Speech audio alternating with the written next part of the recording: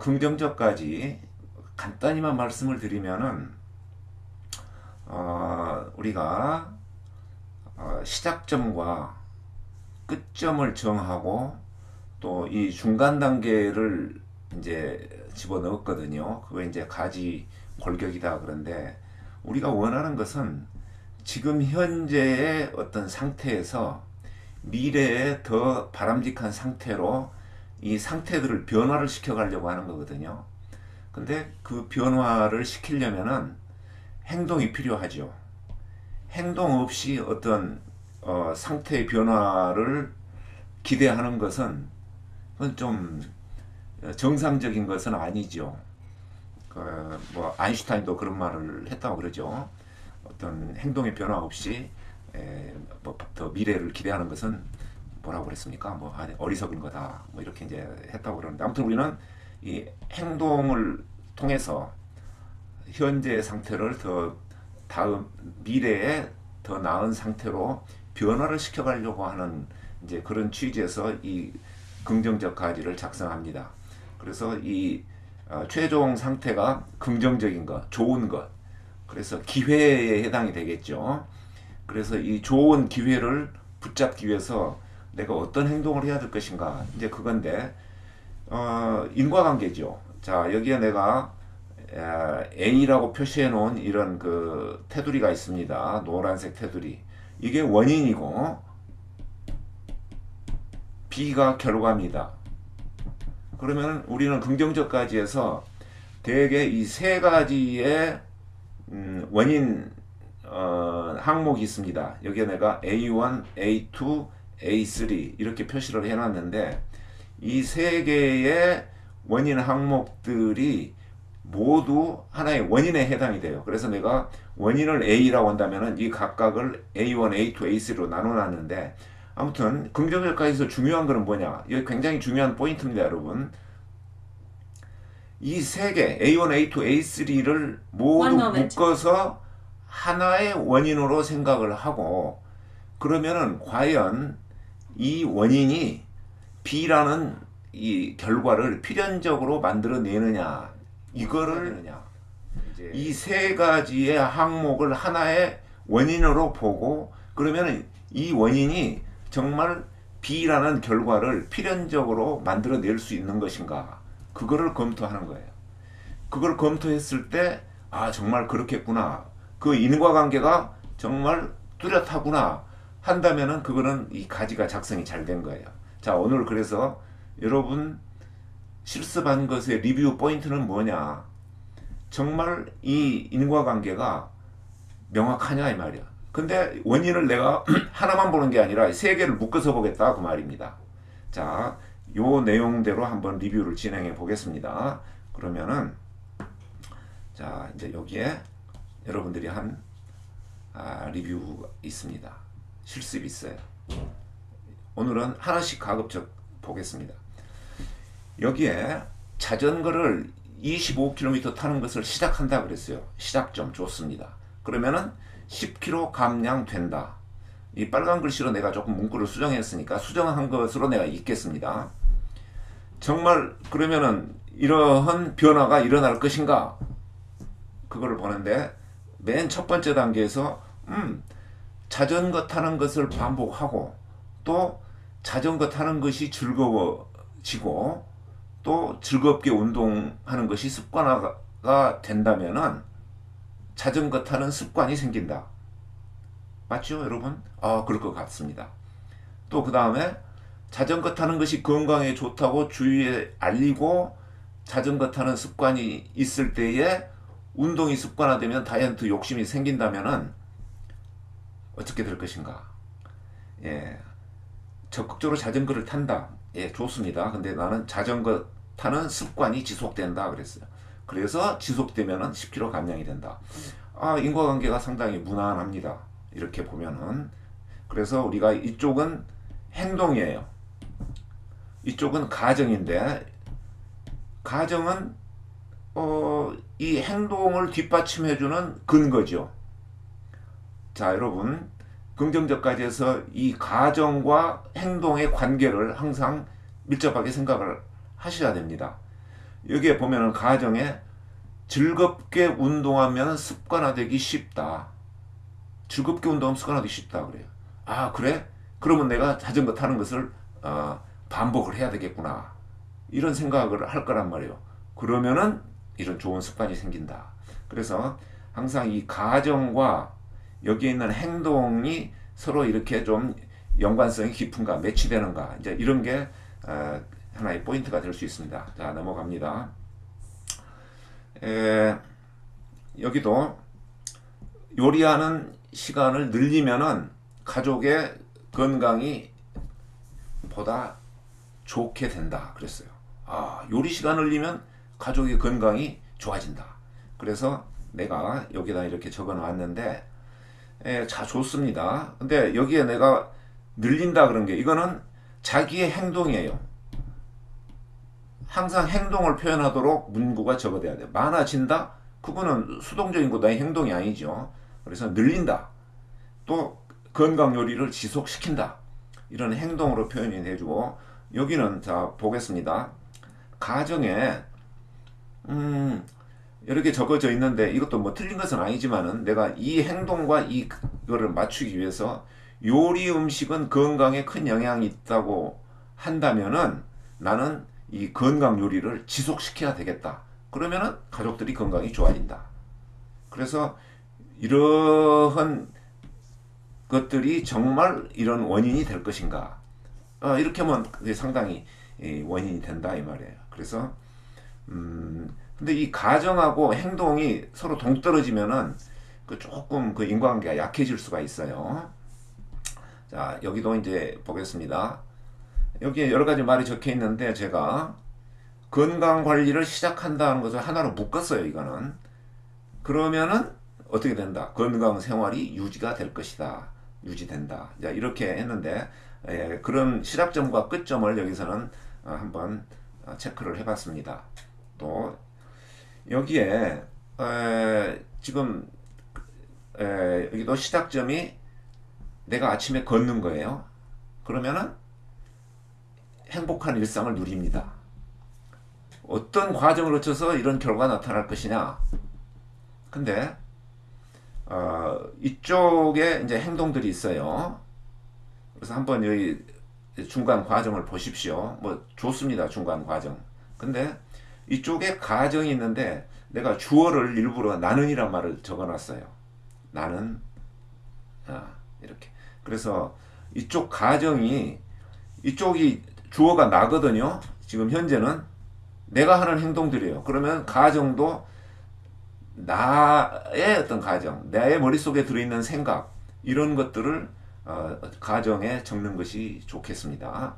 그래서 여기다가 이제 조금 이렇게 내가 다른 이야기를 좀 적었는데 뭐 틀렸다는 것은 아니에요. 그러나 이 가정과 행동이 합쳐져서 요것이 합쳐져서 그 다음 단계를 일으키는 원인이 되고 이 결과가 필연적으로 나타날 것인가 이런 관점에서 제가 가정을 좀 보완을 한 겁니다. 자, 그 다음에 다시 이쪽으로 좀 가보겠습니다. 이쪽에도 내가 이런 주어를 여기다 일부러 이렇게 좀 적었습니다. 주어. 근데 왜 이 주어가 중요하냐? 주어가 없어도 대부분 누군지는 압니다. 근데 어떤 경우에는 주어가 없으면은 도대체 누가 이렇게 한다는 거냐 이게 좀 잘 안 보일 때가 있고 또 하나는 이 줄기를 타고 가는 그 내용의 주어와 이쪽에서 행동을 하는 사람의 주어가 다를 수가 있습니다.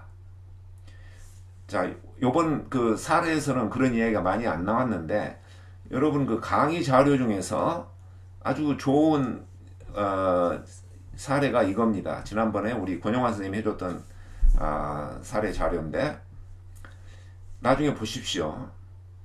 이쪽은 누가 주어냐면은 수강생이에요. 여기 행동도 수강생입니다. 근데 수강생 모집 설계를 하는 사람은 누굽니까?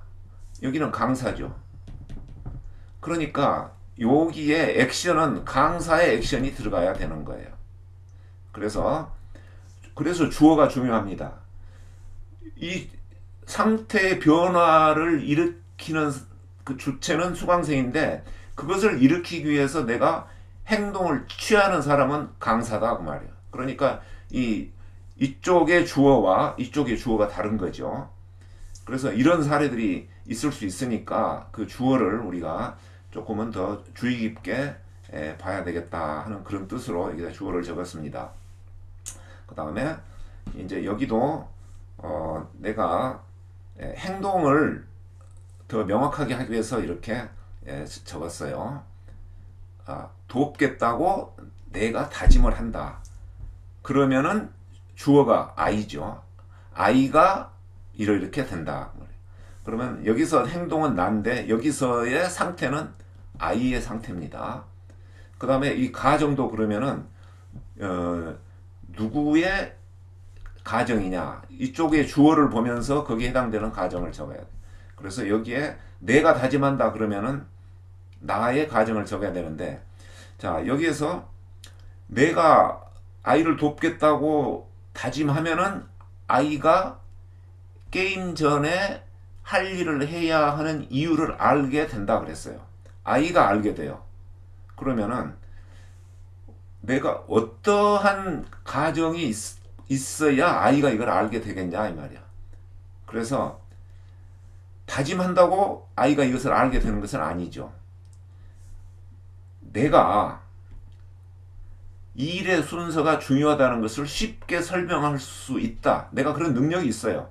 그래서 아이한테 이 일의 순서가 중요한 거야. 그것을 쉽게 설명한다는 전제하에 아이가 그것을 알게 된다 그 말이에요. 그래서 이 상태의 변화는 그냥 내가 다짐한다고 일어나는 것은 아닙니다. 어떤 행동이 여기에 들어가든가 아니면 행동이 없으면은 이런 어떤 그 전제 조건이 충족이 돼야 돼요. 그래서 여러분 중간 단계가 여기에다가 칸을 메꾼다고 저절로 일어난다고 생각하시면은 그거는 아인슈타인이 말했던 것처럼 하나의 그 바보들의 행진입니다.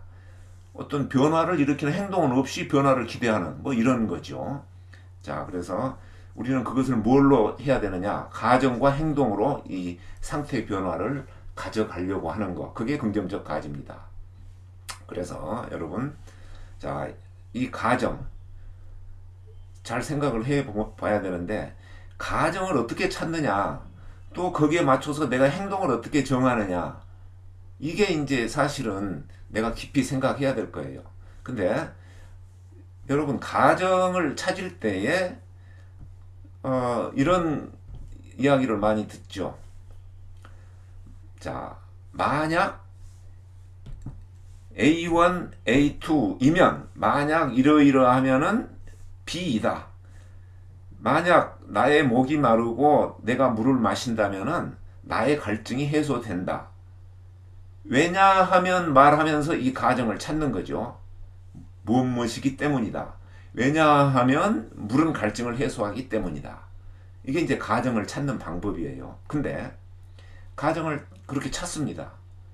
근데 가정을 찾아놓고 정말 인과관계가 성립하느냐 이거를 검증을 해야 돼요. 스스로. 그게 더 중요한 거예요. 가정을 찾는 것은 하나의 과정일 뿐이에요. 긍정적 가지에서 중요한 것은 원인과 결과를 확인을 하는 건데 가정을 포함해서 이 세 가지를 넣어서 그 다음 상황이 일어나느냐 이걸 검증을 하시라는 겁니다. 그걸 검증하지 않으면은 긍정적 가지가 그냥 문서로 끝나요. 나한테 어떤 변화에 효과를 주는데 그다지 뭐 도움은 되지만은 도움이 좀 적다 그 말이에요.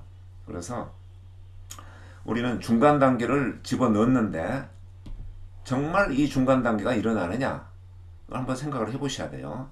여기에는 내가 지금 중간 단계에 뭔가가 논리에 비약이 있다 이 생각을 해서 한번 집어넣은 거고요. 자, 이 부분 자 여기에 내가 뭐라고 적었습니까? very good 적었어요. 예, excellent 합니다. 내가 손댈 게 하나도 없어요.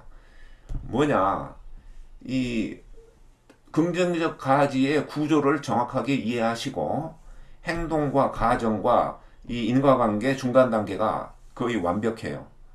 이게 구조적인 사고를 하신다는 겁니다. 우리가 아무리 작은 사례지만 실습이지만은 이런 그 문법 체계 구조를 명확하게 이렇게 구사를 함으로 해서 더 큰 일을 할 수 있는 거죠. 뭐 돈을 버는 일도 또는 뭐 나의 능력을 키우는 일도 또 기회를 잡는 일 이런 것들을 더 잘할 수 있는 하나의 나는 도구라고 생각합니다. 아주 잘하셨어요. 이름은 일부러 지웠습니다. 나중에 확인해 보십시오. 그 다음에 이제 시간이 또 많이 됐는데 여기에 이 실습 내용이 틀렸다는 것은 아닌데 내가 한번 대비해서 새로 한번 작성을 해봤습니다. 그러면은 이제 물론 내가 작성한 게 더 맞다, 완벽하다 그 이야기는 아니에요. 다만 이 긍정적 가지의 어떤 문법적인 구조 여기에 충실하도록 내 나름대로 생각을 해서 한번 적어 본 거예요. 이쪽의 내용을 참조해서. 그래서 이쪽이 가정, 이쪽이 행동. 그러면은 이 세 개가 모여서 정말 그 다음 단계가 일어나느냐. 요거를 여러분들이 한번 체크를 해 보십시오. 그래서 그런 식으로 우리가 긍정적 가지를 작성하면 좋겠다 해서 내가 샘플로 한번 만들었고요.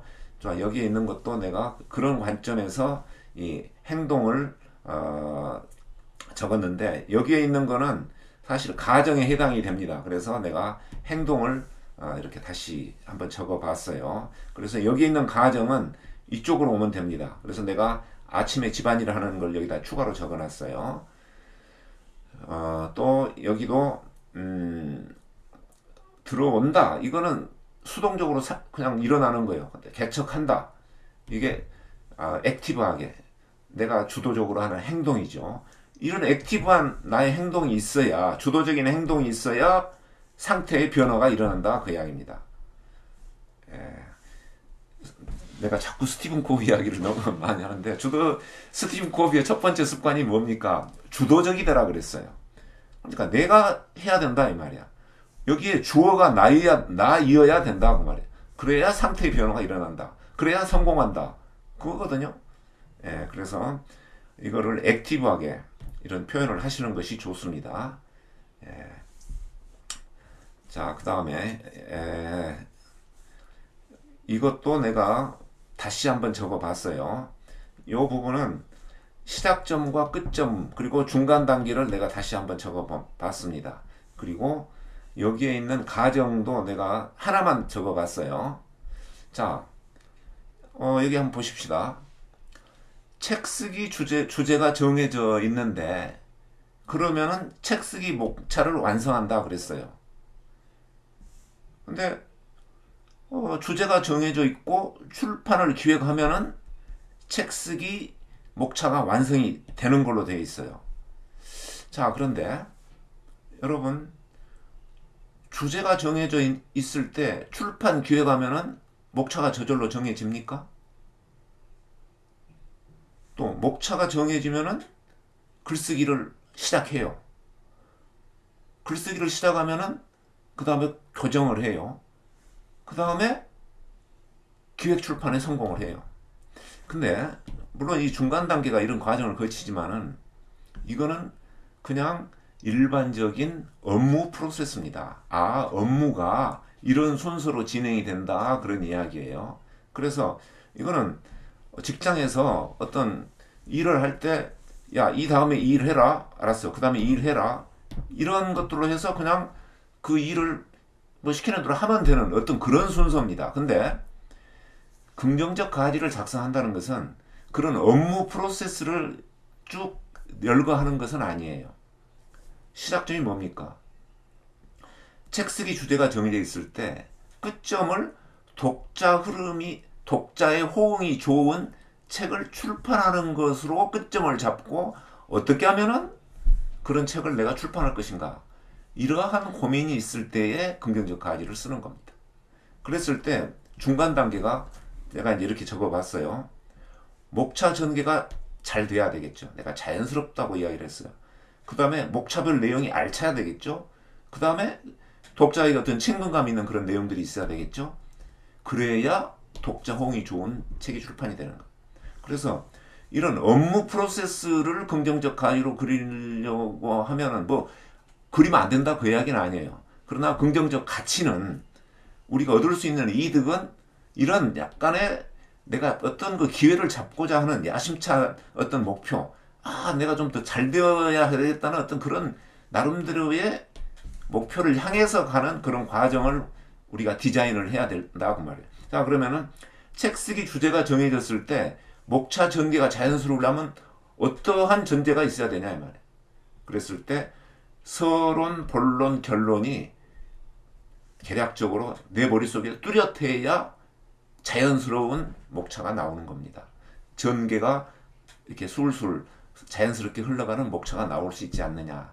나는 이제 그렇게 생각을 해서 이거 적었습니다. 그래서 이거를 내가 굉장히 좋은 실습이었어요.